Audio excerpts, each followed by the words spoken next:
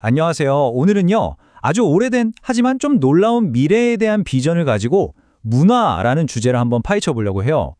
이 이야기는 우리가 하는 일, 우리가 만드는 모든 것의 의미에 대해 다시 한번 생각하게 만드는 아주 근본적인 질문을 던집니다. 이 문장, 이게 거의 2000년 전에 쓰인 거거든요. 딱 보면 좀 종교적인 글귀 같죠? 그런데 사실은요, 인류가 이뤄낸 최고의 예술, 과학, 상업 같은 것들이 전부 한데 모인 그런 완벽한 미래 사회를 그리고 있는 장면이에요. 네, 바로 이겁니다. 이게 오늘 우리가 파고들 핵심 질문이에요. 아니, 수천 년 전의 비전이 지금 바로 여기에서 우리가 일하고 살아가는 방식에 도대체 어떤 깊은 통찰을 줄 수 있다는 걸까요?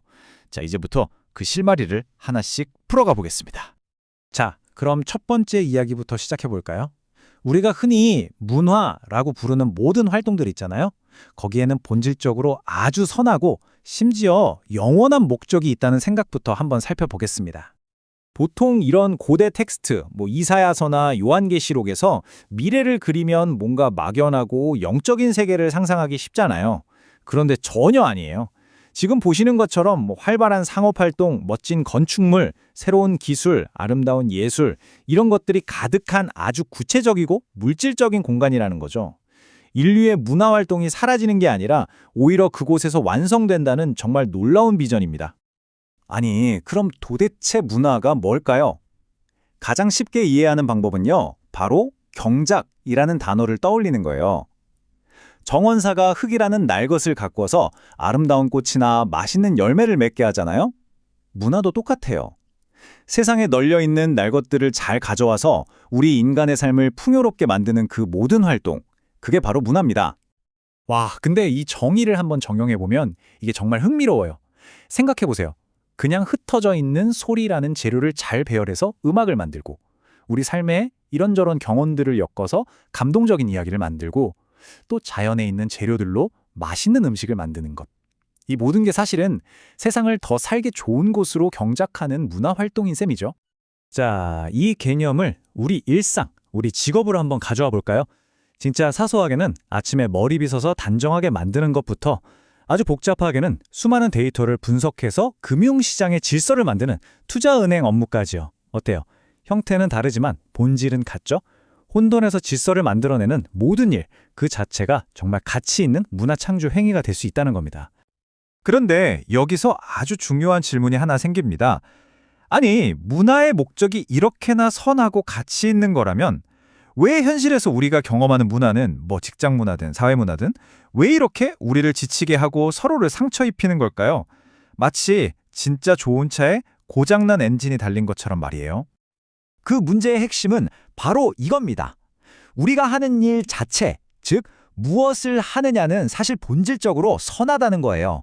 진짜 문제는 그 일을 하는 우리의 동기, 그러니까 왜 그 일을 하느냐에 달려있다는 거죠.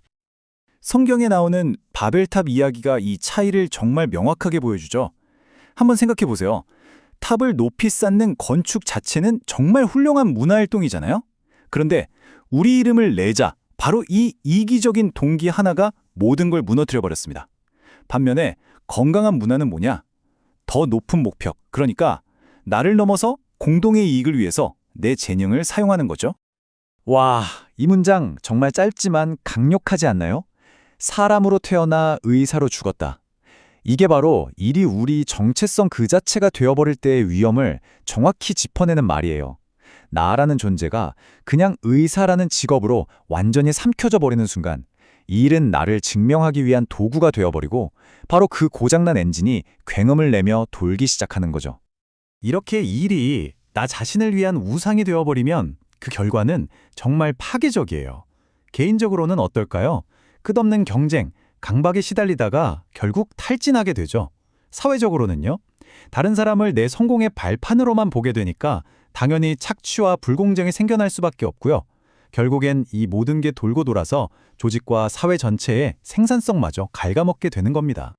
자, 그럼 이 고장난 엔진 대체 어떻게 고칠 수 있을까요? 흥미롭게도요, 그 해답의 첫 번째 열쇠는 바로 다양성에 있습니다. 왜냐하면 이기적인 동기는 바로 이 다양성의 가치를 인정하는 것에서부터 균열이 생기기 시작하거든요.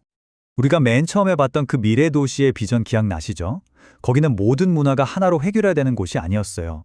오히려 그 반대였죠. 모든 민족과 나라가 각자의 고유한 영광과 존귀, 다시 말해서 자기들만의 독특한 문화적인 강점을 그대로 가지고 들어오는 곳이었습니다.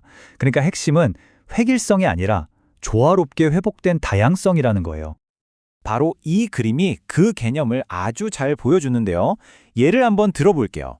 개인의 자유를 최고로 여기는 문화가 있고 가족에 대한 헌신을 강조하는 문화, 또 공동체의 조화를 아주 중요하게 생각하는 문화가 있다고 해보죠.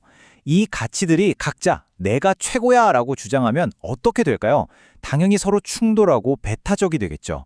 하지만 이 모든 다양한 강점들이 나 자신보다 더 큰 공동의 선이라는 하나의 목표를 중심으로 딱 모일 때 그때 비로소 서로의 약점은 보완해주고 강점은 살리면서 훨씬 더 풍성하고 건강한 전체를 만들어낼 수 있다는 겁니다. 학자 라민 사네가 한 이 말은 정말 중요한 사실을 알려줍니다. 진정한 변화는요, 한 문화가 가진 고유성을 싹 지워버리고 다른 걸로 대체하는 게 아니라는 거예요. 오히려 그 문화가 가진 최고의 잠재력을 이끌어내고 새롭게 해서 더 나은 아프리카인이 되도록 돕는 것. 그게 진짜라는 거죠. 자, 이제 마지막 파트입니다. 이 모든 것을 가능하게 하는 궁극적인 동력, 그러니까 문화를 근본적으로 새롭게 하는 핵심 원리가 과연 무엇인지 한번 살펴보겠습니다. 그 미래 도시에는 더 이상 해가 필요 없다고 해요. 왜냐하면 새로운 빛이 도시를 비추기 때문인데요. 그 빛의 근원이 바로 어린 양으로 상징되는 자기 희생적인 사랑입니다. 이게 뭘 의미할까요? 문화를 움직이는 에너지원 자체가 완전히 바뀐다는 뜻이에요. 태양처럼 그냥 강력하고 무차별적인 힘이 아니라 기꺼이 자신을 내어주는 그 사랑이 모든 문화 활동의 새로운 동력이 되는 그런 세상인 거죠. 네, 바로 이겁니다. 그 자기 희생적인 사랑이 구체적으로 어떻게 작동하는가? 당신이 가하는 고통보다 더 많은 고통을 짊어져라. 이건 정말 세상의 방식과는 정반대되는 원리죠. 하지만 동시에 우리가 속한 문화를 치유하고 새롭게 시작할 수 있는 가장 강력한 원리이기도 합니다. 실제 있었던 한 이야기가 이 원리를 정말 생생하게 보여주는데요. 어떤 직원이 회사에 정말 큰 손해를 끼치는 실수를 했어요. 당연히 다들 그가 해고될 거라고 생각했죠. 그런데 그의 상사가 모든 책임을 자기가 대신 짊어진 겁니다. 그 직원이 도저히 이해가 안 돼서 상사에게 왜 그러셨냐고 물었더니 상사가 이렇게 대답했대요. 예수님이 나를 위해 모든 값을 치르셨으니 나도 그 빚을 조금이나마 갚으려는 것뿐입니다. 이 자기 희생적인 행동 하나가요, 그 직원의 마음속에 세상의 방식으로는 도저히 설명할 수 없는 강력한 빛이 되었고 결국 그의 삶 전체를 바꾸는 계기가 되었다고 합니다. 자, 오늘 이야기의 마지막 질문을 던지면서 마무리할까 합니다.